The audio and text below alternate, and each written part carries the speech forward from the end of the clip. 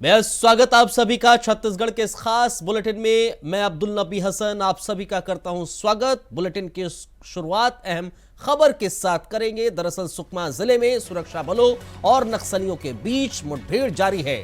Police अधिकारियों ने शनिवार को यह जानकारी दी। पुलिस अधिकारियों ने बताया कि जिले के किस्टाराम थाना क्षेत्र में सुरक्षा बलों और नक्सलियों के बीच मुठभेड़ जारी है। उन्होंने बताया है कि किस्टाराम क्षेत्र में नक्सलियों की उपस्थिति की सूचना मिलने पर शुक्रवार को सुकमा जिला रिजर्व गार्ड और केंद्रीय रिजर्व पुलिस बल के कोबरा बटालियन के संयुक्त दल को नक्सल विरोधी अभियान के लिए रवाना किया गया था। अधिकारियों ने बताया कि दल शनिवार को जब क्षेत्र में था तब नक्सलियों ने सुरक्षा बलों पर गोलीबारी शुरू कर दी थी। इसके बाद सुरक्षा बलों ने जवाबी कार्रवाई की। उन्होंने बताया कि शनिवार सुबह से सुरक्षा बलों और नक्सलियों के बीच रुक रुक कर मुठभेड़ हो रही है। अधिकारियों ने यह भी कहा है कि मुठभेड़ स्थल और आसपास के क्षेत्रों में सुरक्षा बलों ने खोजी अभियान शुरू कर दिया है।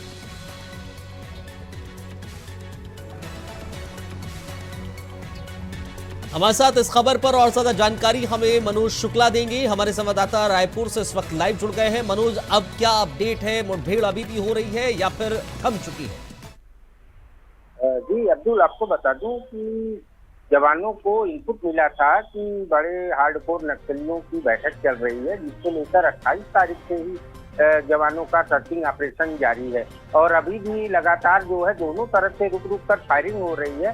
और अभी किसी के हाथा किसी को घायल होने की या कि नक्सलियों से मारे जाने की खबर अभी तक नहीं मिल पाई है। आपको बता दूं कि जहां पर ये मुठभेड़ चल रही है वो पूरा घोर जंगल एरिया पड़ जाता है, जहां पे जवानों को ऑपरेशन करने में बहुत सी दिक्कतों का सामना भी करना पड़ता है। तो ऐसे में अभी इस पर किसी प्रकार की इनपुट नहीं मिल पाई है जिससे कि ये जानकारी मिल सके कि कितने नक्सली मारे गए या घायल हुए। इस प्रकार की अभी तक जानकारी, लेकिन हाँ ये भाई ये पुख्ता तो जानकारी है कि दोनों तरफ से फायरिंग रुक रुक कर तो क्या मनोज, क्या ये इनपुट मिला है कि कितने नक्सली हो सकते हैं?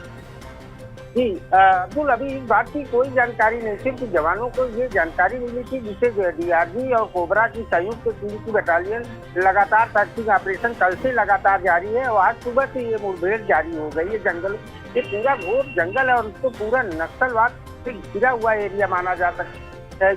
काफी हार्ड कोर एरिया इसको बोला जाता है, जहाँ पर जवानों को सर्चिंग ऑपरेशन करने में काफी दिक्कतों का सामना करना पड़ता है अब्दुल, जिसकी वजह से जो है नक्सलियों को इसी का फायदा मिलता है। और नक्सली जो मुठभेड़ होती रहती है भाग जाते हैं, तो उनको हर रास्ते की जानकारी रहती है और जवानों को इतनी जानकारी नहीं रहती। इस वजह से इसका लाभ उठाकर नक्सली भाग भी जाते हैं जो। लेकिन फिर हाल अभी चारों तरफ से जो जानकारी मिल रही है, चारों तरफ से नक्सलियों को घेर के जो सर्चिंग ऑपरेशन दोनों तरफ से फायरिंग रुक रुक कर हो रही है। मनोज, एक और चीज जरा बताइएगा कि जाहिर है कि जो एरिया आप बता रहे हैं, जो इलाका बता रहे हैं, जंगली पूरा इलाका है, बेहद मुश्किलें होती हैं। जाहिर तौर पर नक्सली वहां पर छिपे रहते हैं और छिप छिप कर वार करते रहते हैं।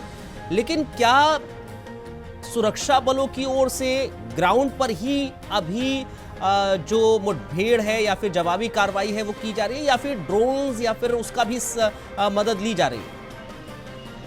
जी अब्दुल, आपको बता दूं कि अभी इस प्रकार की कोई बात सामने निकल कर नहीं आ रही है। सिर्फ जवानों को इनपुट मिला था कि बड़े नक्सली कहीं कोई बड़ी वारदात को अंजाम देने की फिराक में है, इसके लिए कई वो जंगलों में बैठक कर रहे हैं, पूरी अपनी प्लानिंग बना रहे हैं। इसको लेकर जो है डीआरजी और कोबरा की संयुक्त टीम को रवाना किया गया था। और इनपुट पक्का इनपुट होने की वजह से ही अभी दोनों तरफ से जो है फायरिंग हो रही है। तो निश्चित रूप से सेना के जवानों को पूरी जानकारी थी कि जो है कि नक्सली कहाँ पर जो है बैठ के अपनी प्लानिंग कर रहे हैं इस प्रकार की। और आपको बता दूं कि गृह मंत्री अमित शाह का सीधा संदेश है 2026 मार्च तक जो है नक्सलवाद को खत्म करने की डेडलाइन दे चुके हैं। इसी के तहत जो है छत्तीसगढ़ में लगातार नक्सलियों के मारे जाने की खबर भारी मात्रा में देखने सुनने को मिलता है। जी, और जाहिर है, और यही एक कारण है कि लगातार सुरक्षा बलों की ओर से एक्शन लिया जा रहा है। जैसा ही इनपुट मिलता है तो वो उस पर एक्शन लेते हैं, और यही इनपुट अभी मिला था उनको कल की तारीख में। और उसके बाद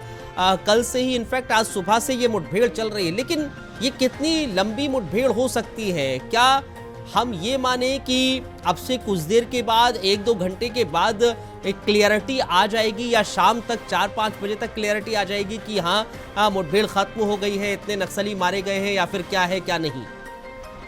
जी अब्दुल, आपको बता दूं कि इसमें कुछ भी कहा नहीं जा सकता, इसलिए कि पूरा तो जहां पर ये दोनों तरफ से फायरिंग हो रही है, मुठभेड़ जारी है, पूरा घोर, आपको बताया कि पूरा घोर जंगल एरिया पड़ जाता है जी।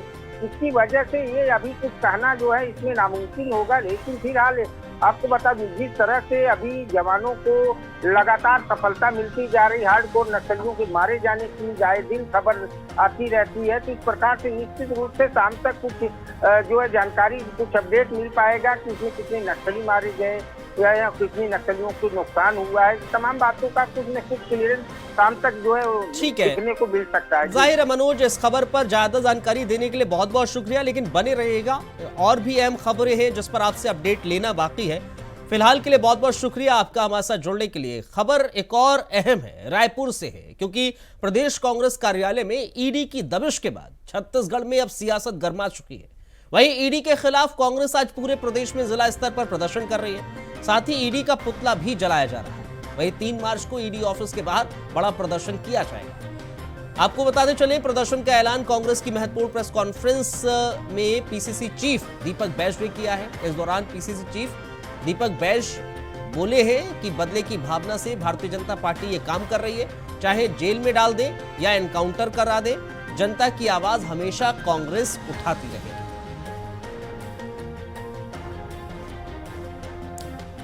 मनोज हमारे साथ लगातार बने हुए हैं, मनोज से इस पर भी अपडेट लेते हैं। मनोज, जरा देखिए, ये सियासत है छत्तीसगढ़ के भीतर, ईडी लगातार दबिश कर रही है कांग्रेस के कार्यकर्ताओं के यहां पर। अब कांग्रेस वो सवाल ईडी पर उठा रही है। अब तो प्रेस कॉन्फ्रेंस में बाकायदा भारतीय जनता पार्टी को खींच लिया गया है बैच के जरिए।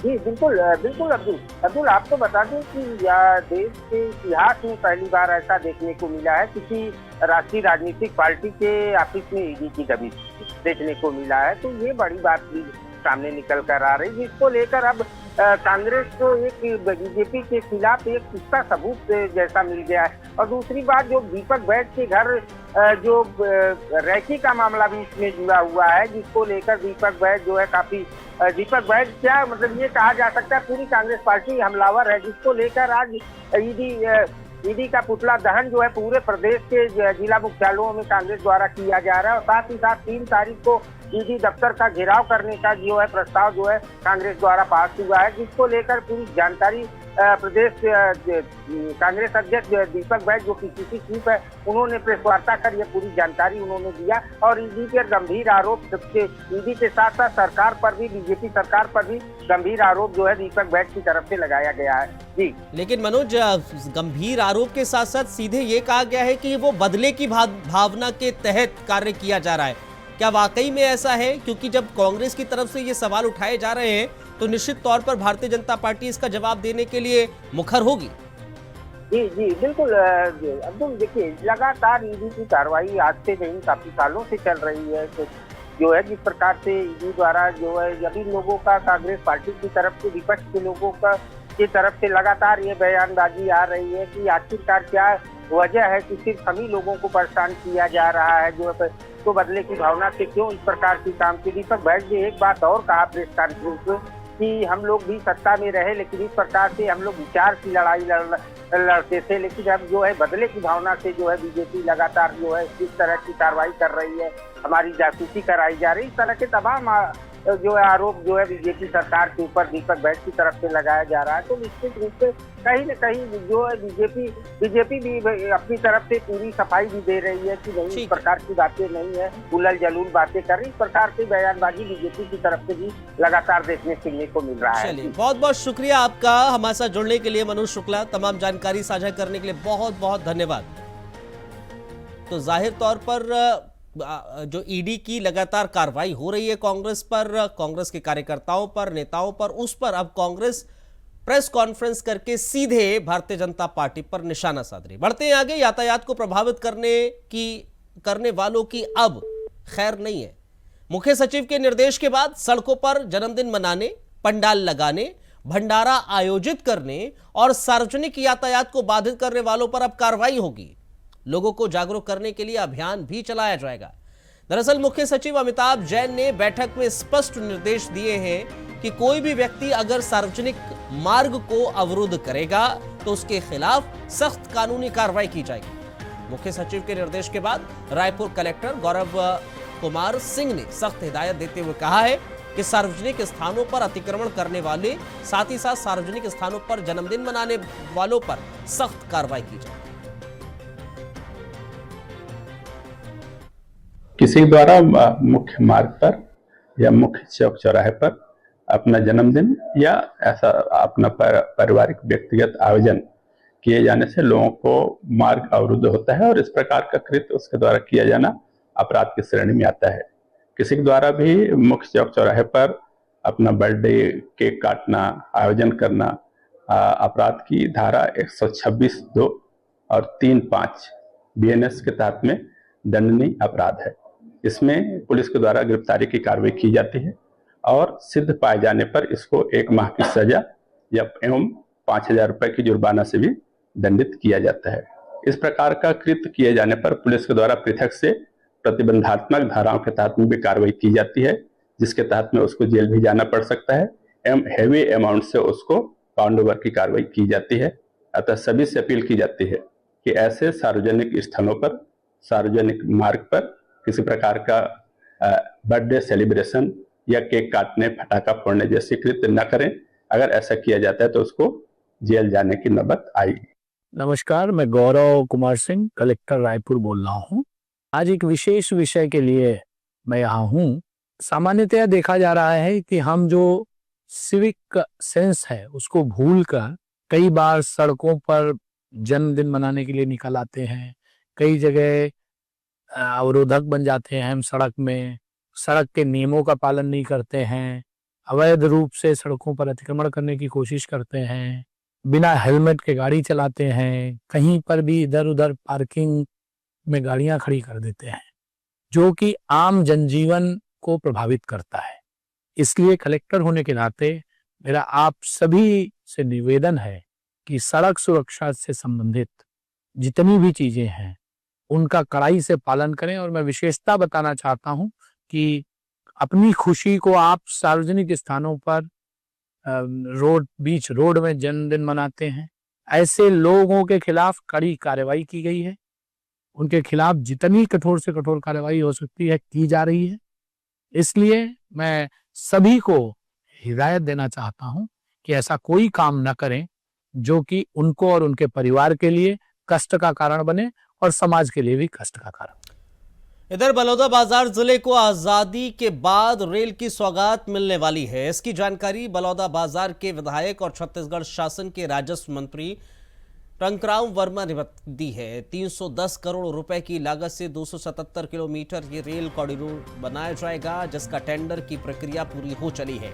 राज्य शासन के अनुदान इस वर्ष के बजट में जोड़ दिया गया है। जल्द ही काम शुरू हो जाएगा। ये रेल पटरी दुर्ग से खरसिया तक 277 किलोमीटर बिछाई जाएगी। 7 जिले को जोड़ेगी। दुर्ग, रायपुर, बलौदाबाजार, जांजगीर, चांपा, बिलासपुर, रायगढ़ होते हुए खरसिया से ये जुड़ेगी।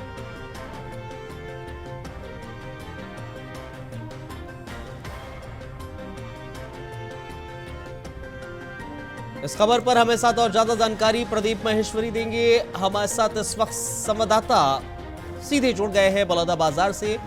जरा बताएं प्रदीप, क्या ये सौगात है और जाहिर तौर पर बड़ी सौगात मिलने वाली है? ये 310 करोड़ की लागत से ये कॉरिडोर बनाया जाएगा।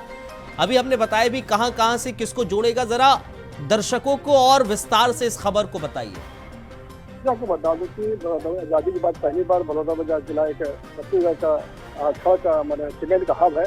यहाँ पर अंतर्राष्ट्रीय स्तर के 7 सीमेंट बड़े बड़े कारखाने हैं और लगातार यहाँ से मांग चली आ रही थी कि लोगों की किसान चाहता था कि हमको रेलवे की सौगात दी जाए और कई बार सर्वे हुआ, लेकिन सर्वे ही रहा, लेकिन आज तक नहीं। लेकिन इस वक्त जो बजट में टेंडर हुआ और व्यवसाय के नेतृत्व में केंद्र सरकार के जो रेल को बजट में जोड़ा गया, 311 करोड़ का टेंडर भी जारी कर दिया गया और ये 270 किलोमीटर रेलवे लाइन जुड़ेगी, जो 7 जिलों को जोड़ते हुए जाएगी। दुर्ग, रायपुर, जांजगीर, बिलासपुर, रायगढ़ और खरसिया तक जुड़ेगी। और जितने भी जिले में अंतर्राष्ट्रीय स्तर के जो सीमेंट कारखाने, लोहा के और जो खदाने हैं, सभी को इस कॉरिडोर से जोड़ा जाएगा, रेलवे कॉरिडोर से। और निश्चित है कि बलौदाबाजार के जो 7 जिले के गाँव के जो ग्रामीण स्तर के लोग हैं, जिनके विकास को रेलवे के आने से बहुत बड़ा विकास होगा और जो पुरानी जो मांग थी, जो आज मांग लगभग आज जो 3 तारीख को बजट में बजट में जोड़ दिया गया और रेलवे के बजट में भी यह मांग को स्वीकार कर लिया गया है। लेकिन प्रदीप, एक और चीज है कि कब तक ये सौगात मिलने वाली है बड़ौदावासियों को, इसकी जानकारी क्या है कि कब तक ये प्रोजेक्ट बनकर पूरी तरीके से तैयार हो जाएगा? ये आपको बता दें कि 3/11 को टेंडर जारी हो चुका है, जिसका 3/11 को टेंडर खुलने वाला है। तो जब सरकार का जब टेंडर जारी हो जाता है तो निश्चित है कि ये जो रेलवे का जो रेल पटरी बिछाने का जो कार्य शुरू हो जाएगा। टेंडर निकला होगा, जो टेंडर हो गया और बजट में जब रेलवे में बजट कर दिया, जिसका अनुदान जो छत्तीसगढ़ शासन की ओर से जो 10% देना है, वो भी 3 तारीख को जो हमारा जो बजट पेश होगा छत्तीसगढ़ शासन में, वो भी वहाँ पर स्वीकृत कर जाएगा। तो निश्चित जब टेंडर जब हो गया है और सर्वे कंप्लीट हो गया है तो निश्चित है कि आने वाले समय में बहुत जल्दी बलियारवासियों को नहीं, कोई डेडलाइन अभी कोई जारी नहीं की गई है। अभी टेंडर खुलेगा, बजट अलॉट हो गया है, टेंडर खुलेगा, उसके बाद किसको टेंडर मिलेगा। अभी कोई ऐसा नहीं है कि कोई डेडलाइन है कि 2026 तक, 2028 तक या 27 तक आप बना के तैयार कर देंगे, ऐसी कोई डेडलाइन अभी नहीं दी गई है। आपको मैं बता दूं कि बड़ौदाबाजार जो जिला है, जो दुर्ग जिला है, यहाँ पर पूरे बड़े बड़े अंतर्राष्ट्रीय कारखाने, इनकी स्वयं की रेल लाइन है। तो रेलवे को ज्यादा से तकलीफ मिल जाएगी, केवल जोड़ना बस पड़ेगा और बहुत कम 277 किलोमीटर रेल लाइन को जोड़ने में और इसमें 7 जिलों को जो कनेक्टिविटी जब रेलवे की मिलेगी तो रेलवे को ज्यादा खर्चा नहीं आएगा, क्योंकि यहाँ पर जितने भी लो एफ है, जहाँ पर सीमेंट के कारखाने हैं, जहाँ पर लोहे के कारखाने हैं, बड़े बड़े प्लांट, स्टील प्लांट हैं और ऑलमियों के कारखाने, कोरबा जो है, एनटीपीसी है, इतना बड़ा जो कोरबा जो है, जहाँ पर पूरे देश को बिजली जाती है। तो इनकी स्वयं की रेलवे लाइन है बहुत दूर दूर तक। और जो रेलवे को जो इसका जो औद्योगिक कॉरिडोर जो बना रहे हैं, तो उसमें निश्चित है कि बहुत जल्दी काम होगा, बहुत तेजी काम होगा, क्योंकि जो रेलवे जो बना रहा है, जो इसको इंडस्ट्रियल कॉरिडोर है, इनके आवागमन को खुद तो उद्योगपतियों को फायदा होगा इसके रेल जुड़ने से, लेकिन इसकी रेल की जब पटरी बिछेगी तो सारे लोगों को इसका लाभ मिलेगा। निश्चित है कि 2-3 साल के अंदर इसके अच्छे परिणाम देखने को प्रवासियों को मिलेंगे। तो बलौदावासी जो हैं, क्या उनको इस बात की जानकारी है कि उनको रेल की सौगात मिलने वाली है? अगर है तो क्या रिएक्शन आया है, अगर आपकी लोगों से बातचीत हुई हो पर्सनली? जी, आपको बता दूं कल शंकर वर्मा जो अपने यहाँ से कैबिनेट मंत्री छत्तीसगढ़ शासन में राजस्व मंत्री है, उन्होंने स्वयं कल इस बात का प्रेस वार्ता में अपने हमसे जो बातचीत की, उन्होंने बताया था कि रेलवे का जो सैंक्शन हो गया 311 करोड़ रुपए और आने वाले जब हमारा जब यहाँ पर छत्तीसगढ़ शासन के मुख्यमंत्री और डबल इंजन की जब सरकार है तो इस कार्य को बहुत तेजी से किया जाएगा। तो निश्चित है कि जब केंद्र में जब बीजेपी की सरकार है, स्टेट में बीजेपी की सरकार है, तो किसी प्रकार की अड़चन नहीं आएगी। और राजस्व मंत्री जब स्वयं है, जहाँ पर लैंड परचेज जब होगा, तो राजस्व मंत्री जब इस बात को अपने जिले में ध्यान दे रहे हैं, तो निश्चित है कि इसके परिणाम अच्छे आएंगे और रेल डेवलप नहीं हो पाएगा। इस द्वारा स्वयं उन्होंने अपने साक्षात्कार में हमसे बात करने पर इस बात को कही। चलिए प्रदीप, बहुत बहुत शुक्रिया, बहुत धन्यवाद आपका हमारे साथ जुड़ने के लिए, तमाम जानकारी साझा करने के लिए बहुत बहुत धन्यवाद। बढ़ते आगे, खबर रायपुर से है। यहां पर महिला को बंधक बनाकर 21 लाख रुपए के सोने चांदी के जेवरात लूटने के मामले में पुलिस ने 3 बदमाशों को गिरफ्तार कर लिया है। राजधानी के गुड़ियारी थाना क्षेत्र में बदमाशों ने 24 फरवरी की दोपहर लूट की वारदात को अंजाम दिया। पुलिस ने सीसीटीवी फुटेज की पड़ताल कर महिला के परिचित सहित 3 आरोपियों को गिरफ्तार भी किया है। 2 आरोपी पहले भी आपराधिक मामलों में जेल जा चुके हैं। एसएसपी डॉक्टर लाल उम्मेद सिंह ने मामले का खुलासा करते हुए बताया है कि गोगांव निवासी टिकेश्वरी रजक के यहां पर लूट के आरोप में दुर्ग निवासी सुनील चौहान उर्फ अपुस, विक्रम सिंह चौहान और तीरेंद्र चौहान को गिरफ्तार किया गया है। विक्रम पूर्व में हत्या के आरोप में, अपहरण करने के आरोप में जेल जा चुका है। तीरेंद्र मारपीट के आरोप में जेल जा चुका है। टिकेश्वरी को सुनील पहले से जानता था। उसे टिकेश्वरी के यहां सोने चांदी के जेवर और डायमंड ज्वेलरी होने के बारे में पहले से जानकारी थी। सुनील ने अपने 2 और साथियों के साथ मिलकर टिकेश्वरी के यहां पर लूट की प्लानिंग की।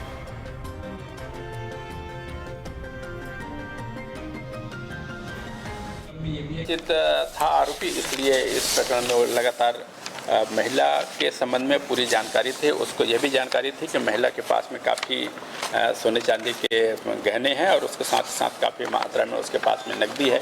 इसी को देखते हुए उसके द्वारा योजना तैयार किया गया था। उसको पूरे घटना को योजनाबद्ध तरीके से अंजाम दिया गया।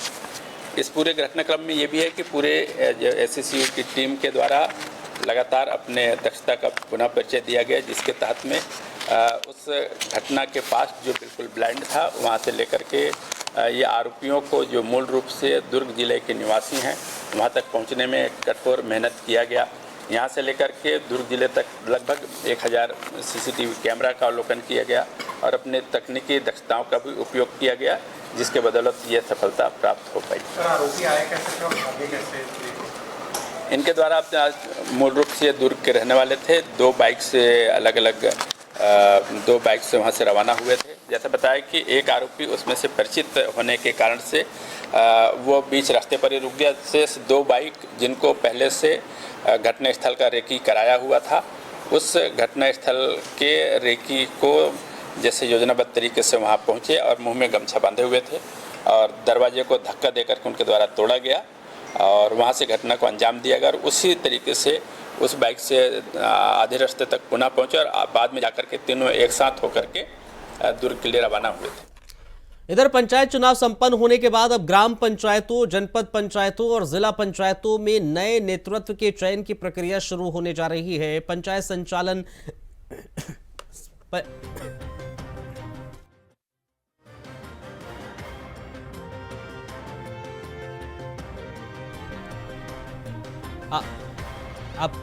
आपको बता कि संचालन ने प्रदेश के सभी जिलों के कलेक्टरों को निर्देश जारी करके 4 मार्च से 12 मार्च के बीच प्रथम सम्मेलन आयोजित करने और उस पर सरपंच, जनपद अध्यक्ष, उपाध्यक्ष, जिला पंचायत अध्यक्ष और उपाध्यक्ष के चुनाव संपन्न कराने को कहा है।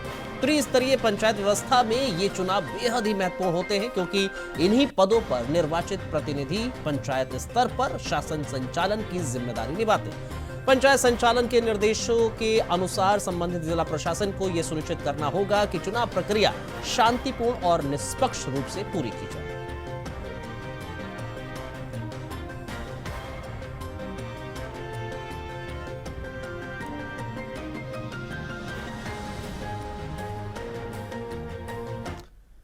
छत्तीसगढ़ में त्रिस्तरीय पंचायत चुनाव पूरा हो चुका है। अब जिला पंचायत अध्यक्ष पद के चुनाव को लेकर सियासत जारी है। जिला पंचायत अध्यक्ष के लिए 5 मार्च को चुनाव होना है। इसको लेकर छत्तीसगढ़ की राजनीति गरमाई हुई है। इस बीच छत्तीसगढ़ बीजेपी प्रदेश अध्यक्ष किरण सिंह देव ने सभी 33 जिलों में पर्यवेक्षकों की नियुक्ति की है। आपको बताते चले, रायपुर में शिवरतन शर्मा, दुर्ग में गौरीशंकर अग्रवाल, धमंतरी में मोतीलाल साहू, करवर्धा में नारायण चंदेल को जिम्मेदारी सौंपी गई है। ये पर्यवेक्षक जिला पंचायत अध्यक्ष के चयन करेंगे।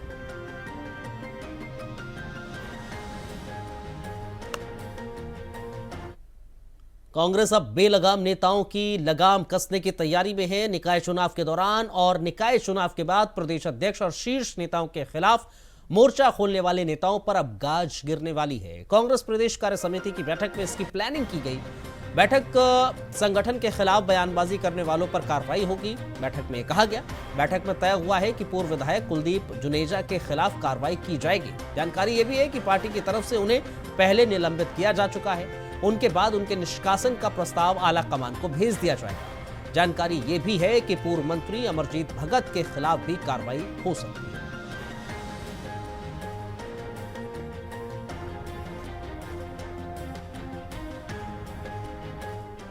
आदरणीय मुख्यमंत्री जी के नेतृत्व में सुशासन की